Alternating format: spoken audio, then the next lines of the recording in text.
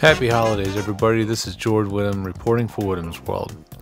Well, this is my last Whittam's World for 2014, and I thought I'd end it on a rant and with a solution. So let me get on to it. So there was a post recently by a good friend in the voiceover world, Dave Cavassier, on his great blog at corvo.com. And the topic was, this is why studios don't want to relinquish their ISDN. And it was quoting a working voiceover engineer, and he's explaining why he finds that these new technologies that are not ISDN, such as IPDTL, Source Connect Now, and others like them, are problematic in a studio. To sum it up, basically, he says, in a studio session, there is the engineer, the client, a remote client via phone patch, and often there is more than one talent. With ISDN, we get to choose what signals arrive where in our systems, and we route them appropriately. Talent get a headphone feed, playback, and client, plus talkback and phone patch gets sent everywhere, but nothing gets sent back to itself. Right, that's how a proper mix minus is set up. Setting up such a scenario, especially when recording multiple remote talent at the same time, can be rather complicated. And this is the part that I have a problem with. Internet codecs can't easily be routed where we would like them to go, and working around feedback issues is problematic. ISDN doesn't create such issues and makes our lives easier. Until a solution arrives that allows studios to route the signals where they need them, including directly into the DAW, I don't believe you'll see widespread adaptation of the internet codecs. So here's the issue with that I have. We're really kind of having a narrow-minded look at what these new technologies are capable of and how they should be implemented, I should say.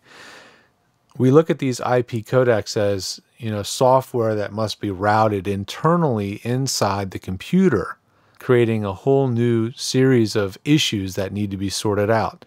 And some of these issues are being sorted out and handled quite aptly, I have to say, by the likes of Source Elements with their Source Nexus tools. But that aside, let's look at this from a proper solution. Okay, before we start poo-pooing the IP codec technology and say they're too hard to route, you guys have to remember that an ISDN codec box is just a computer that encodes and decodes audio into an MP3 stream or an MPEG-2 or AAC or whatever, and brings audio in and out of that box through its onboard analog to digital converter. That sounds an awful lot like a computer for recording audio, doesn't it? Well, that's really what it is. It's a computer, but a dedicated computer for doing that one job of encoding and decoding audio. What's keeping you from installing an inexpensive computer? And I just saw one recently that's the size, that's a 4x4-inch square called the Intel NUC that is more than capable of doing this, and it's about a $300 computer. What is keeping you from having a computer dedicated to that job in your machine room or in your rack? And all it does is take audio in, do the encoding, and receive the encoded audio from the internet and pass it back out again via an audio interface. What's stopping you from doing that? That doesn't sound so hard. Have a dedicated computer whose job it is to do that one thing. Now, that one thing can mean multiple things. It could do several things. It could be running IPDTL, Source Connect Now, Source Connect, AudioTX. If it's running Windows, it could run all of those codecs, no problem. And you would be able to have that system be routed exactly the way you would route any audio device in your studio because, well, it's just another audio device. It's got a pair of inputs and a pair of outputs. If you want to have something really bomb-proof, get a rack mount PC and put a PCI audio card in it with balanced in and out. So it's all internal. No USB, Firewire, Thunderbolt, anything like that to cause any issues. It is possible to do this, folks. Don't get caught up in this concept that IP codecs are inherently difficult to route, because if you think of them as just another piece of equipment, if you treat it just like another appliance, the way you do your ISDN codec, you're not going to have the trouble that you so fear that you're going to be dealing with. It's really not all that bad. Try some of these ideas. And if you want to really try a dedicated IP solution because a PC solution just is not going to be feasible to you, try one of the dedicated IP codec devices that are out there, such as the Telos Z, which stands for Zephyr IP, the Comrex BRIC, and a few of the others that are out there. BSW's catalog is full of them. And the radio industry has been using them for their transmitter links and things like that for quite a few years now. They're real, they work, they are reliable, and they are very easy to route once you dedicate them to their own box. Not so hard.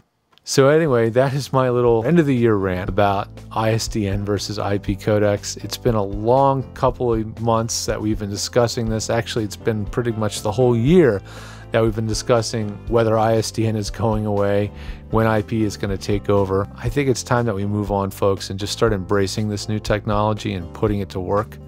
Just like some network I've heard of, maybe you have too, CBS, who is going to be going full-blown Source Connect in 2015.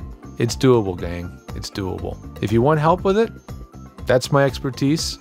I'm right here. I'm available to help you, not just the voice actor, but any studio engineer with a studio situation that needs to be sorted out. I'm a problem solver, and I want to help you solve your problems to make your lives easier and make sure that those sessions go smoothly and you're not stressing out about this new technology and how to make it work in your studio. So find me at vostudiotech.com, and I'd be happy to help you with it. Again, it's my expertise, and I know how to make them all work to their highest potential. I'd be happy to do it for you. And if you'd like to just have a question answered sometime in 2015, please do send in your questions to whittamsworld@edgestudio.com. I love answering your questions. And have a wonderful, happy, healthy holiday with your family and your loved ones, and a fantastic New Year's. I wish you all the best in 2015. This has been George Whittam reporting for Whittam's World. See you next year.